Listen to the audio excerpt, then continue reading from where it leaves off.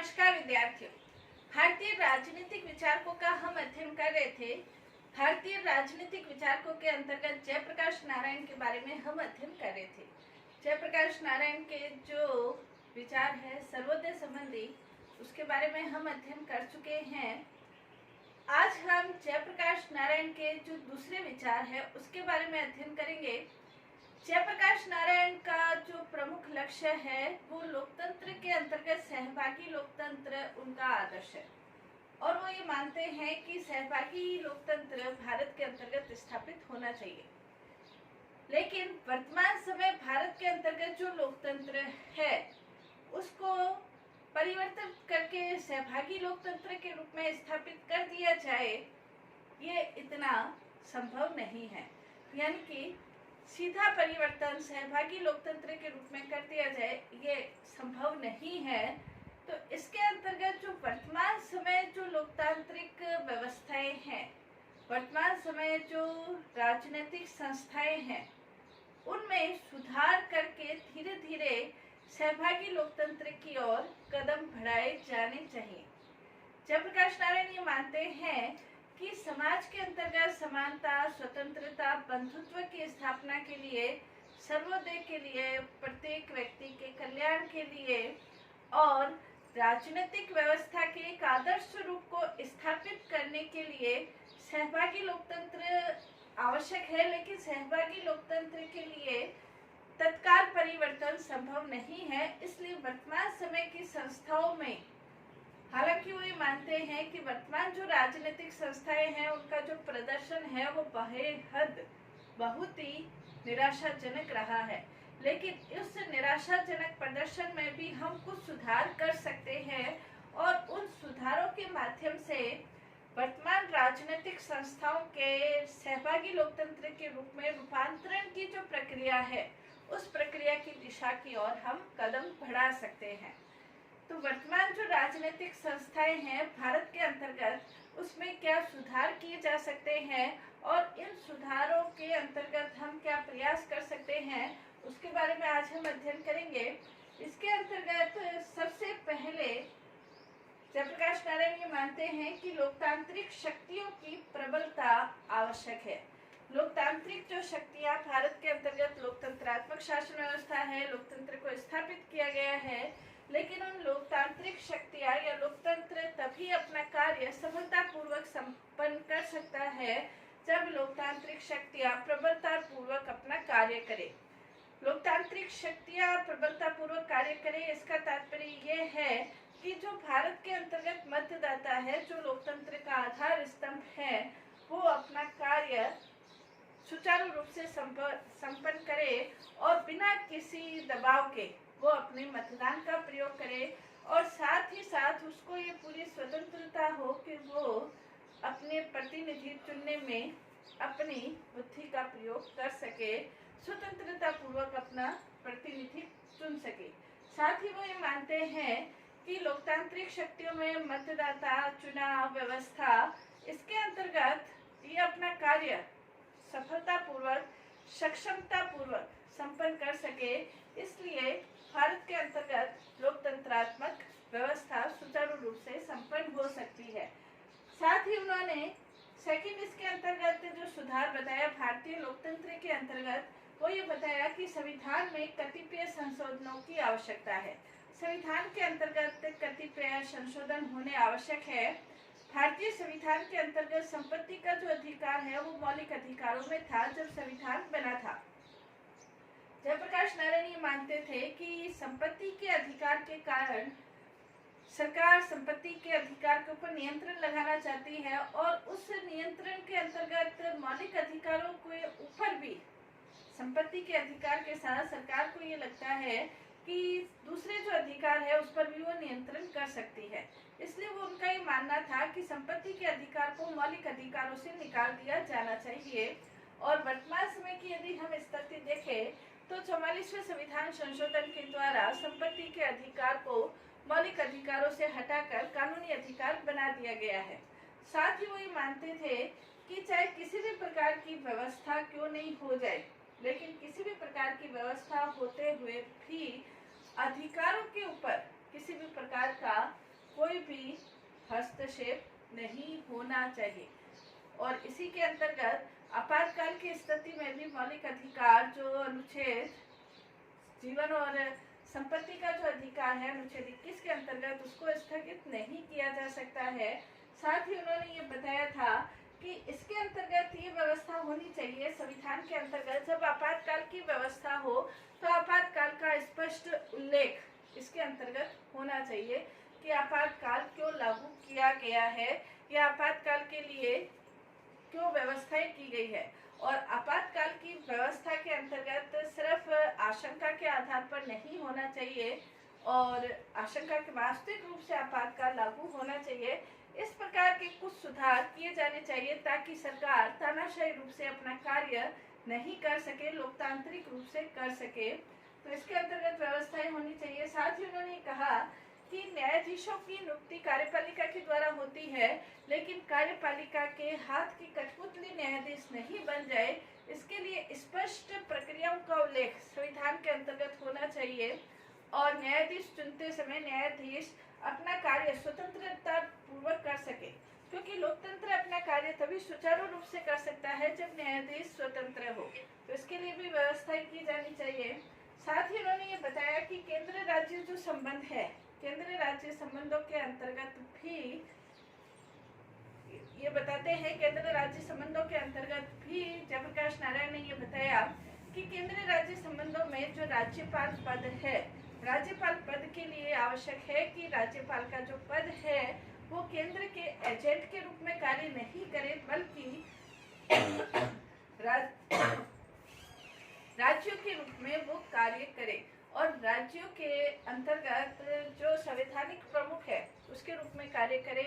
और इसके लिए स्पष्ट व्यवस्थाएं संविधान के अंतर्गत होनी चाहिए। तो केंद्र राज्य संबंधों में आवश्यक सुधार होने चाहिए ताकि भारत वास्तविक रूप से लोकतांत्रिक पद्धति, लोकतंत्र के रूप में कार्य कर सके, इसके बारे में व्यवस्थाएं होनी चाहिए। नेक्स्ट इसके अंतर्गत जयप्रकाश नारायण ये बताते हैं कि भ्रष्टाचार का निवारण होना चाहिए। लोकतंत्र को कह सकते हैं कि लोकतंत्र को दीमक के रूप में जो खा रहा है वो भ्रष्टाचार है। भारत के अंतर्गत भ्रष्टाचार को पूरी तरह से खत्म किया जाना चाहिए, क्योंकि भ्रष्टाचार एक ऐसी प्रणाली है जो उच्चतम स्तर से निम्नतम स्तर तक भ्रष्टाचार फैला हुआ है। और इस दृष्टि से यदि हम देखें तो भारत का स्थान दुनिया के अंतर्गत भ्रष्टाचार की श्रेणी में उसका स्थान लगातार बढ़ता जा रहा है। जयप्रकाश नारायण उस समय इसके प्रति लोगों को आग्रह किया था और ये कहा था कि लोकतंत्र को वास्तविक रूप से लोकतंत्र बनाने के लिए आवश्यक है कि भ्रष्टाचार को खत्म किया जाए। नेक्स्ट इसके अंतर्गत उन्होंने बताया कि वर्तमान जो चुनाव प्रणाली है वो भी भ्रष्टाचार का एक अंग बनकर रह गई है। मत जो उम्मीदवार है, उम्मीदवारों के चयन के संबंध में, टिकट देने के संबंध में, उम्मीदवारों के विजेत होने के संबंध में, उनके चुनाव प्रचार के लिए, चुनाव अभियान के लिए काले धन का एक बहुत बड़ा रोल होता है और उसके कारण वास्तविक रूप से जो लोकतंत्र है वो स्थापित नहीं हो पाता। इसलिए वर्तमान चुनाव प्रणाली में सुधार किया जाना चाहिए और इसके लिए जयप्रकाश नारायण ने ये कहा कि इस प्रकार की चुनाव व्यवस्थाएं होनी चाहिए कि जो चुनाव प्रचार है, अभियान है, उसमें कम से कम पैसा लगे और चुनाव जो व्यवस्थाएं हैं वो काले धन का एक अंग बनकर नहीं रह जाए, क्योंकि कहीं न कहीं फिर काला धन और चुनाव आपसी गठजोड़ के माध्यम से लोकतंत्र को ही वो कलंकित करते हैं, दूषित करते हैं। तो जयप्रकाश नारायण ये मानते थे कि चुनाव पद्धति में सुधार किया जाए और चुनाव के अंतर्गत अनाप शनाप खर्चा जो होता है उसे किन्हीं पद्धतियों के माध्यम से सुधार करके उसे रोका जाना चाहिए। तो ये वो चाहते थे कि चुनाव पद्धति में, चुनाव प्रणाली में सुधार किया जाए। नेक्स्ट उन्होंने ये बताया कि वर्तमान जो चुनाव है उसके द्वारा मतदाताओं के द्वारा प्रत्याशियों के प्रत्यावर्तन की व्यवस्थाएं होनी चाहिए, क्योंकि वर्तमान चुनाव के अंतर्गत ये व्यवस्थाएं हैं कि एक बार उम्मीदवारों का चयन हो जाता है उसके बाद मतदाताओं का नियंत्रण उनके ऊपर नहीं रहता। जयप्रकाश नारायण ये चाहते हैं कि मतदाताओं का निरंतर प्रत्याशियों के ऊपर नियंत्रण हो। इसके लिए प्रत्यावर्तन की व्यवस्थाएं होनी चाहिए, यानी कि मतदाताओं को अपने प्रतिनिधि को वापस बुलाने की व्यवस्थाएं होनी चाहिए, ताकि जो प्रत्याशी है वो अपना कार्य सही ढंग से संपन्न कर सके, क्योंकि उसके ऊपर प्रत्यावर्तन की तलवार लटकती रहती है। इसलिए वो ये चाहते थे कि मतदाताओं को प्रत्याशियों के वापस बुलाने का अधिकार होना चाहिए। लेकिन इसके साथ ही साथ उन्होंने इसके लिए भी आग्रह किया कि प्रत्यावर्तन का जो मतदाताओं का अधिकार है वो देते समय कुछ बातों का ध्यान रखा जाना चाहिए कि ऐसा नहीं हो कि मतदाता अपने स्वार्थों के वशीभूत या तुच्छ हितों के वशीभूत होकर सड़कों पर निकल आए और ये कहने लगे कि हमारा जो प्रत्याशी है वो वापस भेजो। इस प्रकार की व्यवस्थाओं से जहां एक और सरकार के गिरने का भी डर रहता है, दोबारा चुनाव की नौबत भी आ सकती है, तो इन्हीं सारी व्यवस्थाओं को ध्यान में रखते हुए प्रत्यावर्तन का अधिकार दिया जाना चाहिए कि ऐसा नहीं हो कि प्रत्यावर्तन का अधिकार देकर लोकतंत्र में एक और समस्या गठित हो जाए। इस प्रकार सारी समस्याओं को ध्यान में रखते हुए यह अधिकार दिया जाना चाहिए। नेक्स्ट, इसके अंतर्गत प्रशासनिक व्यवस्था का कायाकल्प किया जाना चाहिए। वर्तमान समय की जो प्रशासनिक व्यवस्था है, जयप्रकाश नारायण ये मानते हैं कि ये वर्तमान समय की प्रशासनिक व्यवस्था ब्रिटिश पद्धति पर आधारित व्यवस्था है, और ब्रिटिश पद्धति पर आधारित व्यवस्था होने के कारण ही प्रशासनिक व्यवस्था के अंतर्गत अनेक प्रकार के जो दुर्गुण हैं वो प्रवेश कर गए हैं। तो इन दुर्गुणों को रोकने के लिए जयप्रकाश नारायण ये मानते हैं कि जैसे ये दुर्गुण है, लाल फीताशाही है, निर्णय लेने में देरी है, कार्यों का नहीं होना है, जनता के प्रति अनुत्तरदायित्व की भावना है, भ्रष्टाचार जो प्रशासनिक क्षेत्र के अंतर्गत बढ़ गया है, इन सभी बुराइयों को दूर तभी किया जा सकता है जब भारत की व्यवस्थाओं के अनुरूप इन प्रशासनिक व्यवस्था का संचालन किया जाए। इसके अंतर्गत वो ये मानते हैं कि प्रशासनिक व्यवस्थाओं का कायाकल्प जब होगा तो उसके अंतर्गत तत्परता पूर्व कार्य कर सकेंगे, और तत्परता पूर्वक कार्य करके वो अपने कार्यों को निपटा सकेंगे, संपन्न कर सकेंगे। जनता के वो अधिक निकट होंगे, जनता के हितों के प्रति संवेदनशील होंगे, साथ ही साथ जिसके प्रति जनता के प्रति उनकी सुस्पष्ट उत्तरदायित्व होगा, सुस्पष्ट उत्तरदायित्व की भावना जनता के प्रति होगी। ऐसी प्रशासनिक व्यवस्था का संचालन जयप्रकाश नारायण ये मानते हैं कि किया जाना चाहिए। साथ ही उन्होंने लोकतंत्र के अंतर्गत नेक्स्ट उन्होंने बताया कि लोकतंत्र के पहरी के रूप में लोक समितियों का गठन किया जाना चाहिए। वो ये मानते हैं कि जो लोक समितियां हैं, जागरूक जो लोग हैं, उनके द्वारा लोक समितियों का गठन किया जाना चाहिए। जो जागरूक लोग हैं वो लोक समितियों के एक अंग के रूप में कार्य करें, या उनके द्वारा लोक समितियों का गठन किया जाए। और ये जो जागरूक लोग हैं ये प्रत्याशियों के चयन में भी अपनी भूमिका निभाए, और साथ ही साथ प्रत्याशियों का जब चयन हो जाता है उसके बाद भी मतदाताओं की ओर से, आम नागरिक की ओर से उन प्रत्याशियों के ऊपर, उम्मीदवारों के ऊपर अपना नियंत्रण स्थापित रखे, ताकि जो ये उम्मीदवार है, जनता के जो ये प्रतिनिधि हैं, ये जनता के हित में कार्य कर सके।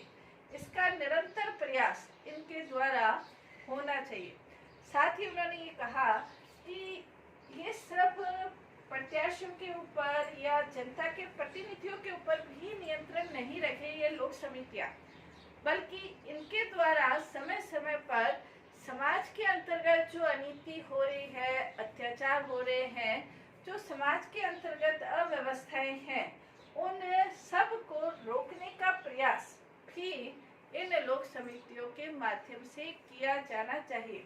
तो जनता के या लोकतंत्र के प्रहरी के रूप में लोक समितियों का अवश्य ही गठन किया जाना चाहिए, क्योंकि वर्तमान समय इस प्रकार की कोई लोक समितियां नहीं है जिसके कारण से जनता के जो प्रतिनिधि है वो स्वेच्छा पूर्वक अपना कार्य करते हैं और जनता के प्रति संवेदनशील नहीं रहते हैं। लेकिन इन लोक समितियों के माध्यम से लोकतंत्र के प्रहरी के रूप में कार्य किया जा सकता है। नेक्स्ट, इसके अंतर्गत लोकतंत्र के अंतर्गत स्वच्छ लोक आंदोलनों की भी आवश्यकता है। जयप्रकाश नारायण ये मानते हैं कि जो लोकतंत्र है उसकी विफलता का प्रमुख कारण ये है कि जनता लोकतंत्र के प्रति उदासीन होकर बैठ जाती है। इसके लिए आवश्यक है कि समय समय पर जनता अपने आंदोलन करती रहे और अपने अधिकारों के प्रति वो सचेत है, इस बात को वो दर्शाती रहे सरकार के माध्यम से।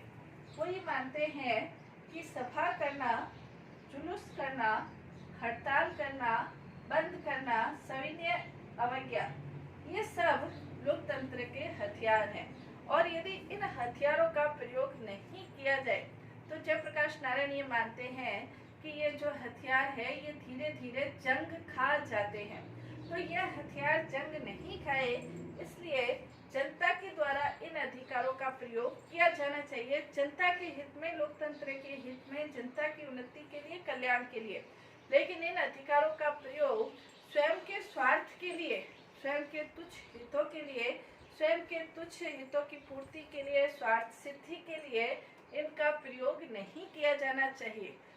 ये मानते हैं, जयप्रकाश नारायण ये मानते हैं कि बंद, जुलूस, हड़ताल, सविनय अवज्ञा ये लोकतंत्र के हथियार है और जनता अपने अधिकारों की प्राप्ति के लिए, अपने हितों की सिद्धि के लिए और समाज के कल्याण के लिए इनके माध्यम से सरकार को सचेत करना जनता का स्वयं का कर्तव्य बन जाता है। इसलिए जयप्रकाश नारायण का ये मानना था कि इन हथियारों का प्रयोग जनहित में अहिंसक साधनों के माध्यम से, इसमें कहीं भी हिंसा नहीं होनी चाहिए, अहिंसक माध्यम से इन हथियारों का प्रयोग होता रहना चाहिए, ये जयप्रकाश नारायण मानते हैं। तो जयप्रकाश नारायण का ये मानना था कि इनके माध्यम से लोकतंत्र के अंतर्गत कुछ सुधार किया जा सकता है और जब वर्तमान जो राजनीतिक संस्थाएं हैं इनका जब सुधार की दिशा में ये आगे बढ़ती है, वर्तमान राजनीतिक संस्थाओं में सुधार की दिशा में जब हम आगे बढ़ते हैं तो इन सुधारों के माध्यम से हमारा जो अगला कदम होगा वो सहभागी लोकतंत्र के रूप में हमारा अगला कदम होगा। और सहभागी लोकतंत्र के रूप में जब हम इस दिशा में आगे बढ़ते हैं तो जो लोकतंत्र का वास्तविक जो लक्ष्य है, जनता का, जनता के लिए और जनता द्वारा शासन, और साथ ही साथ स्वतंत्रता, समानता और बंधुत्व की भावना, वो वास्तव में हम प्राप्त कर सकते हैं। सहभागी लोकतंत्र क्या है उसके बारे में हम अध्ययन करेंगे नेक्स्ट क्लास में। धन्यवाद।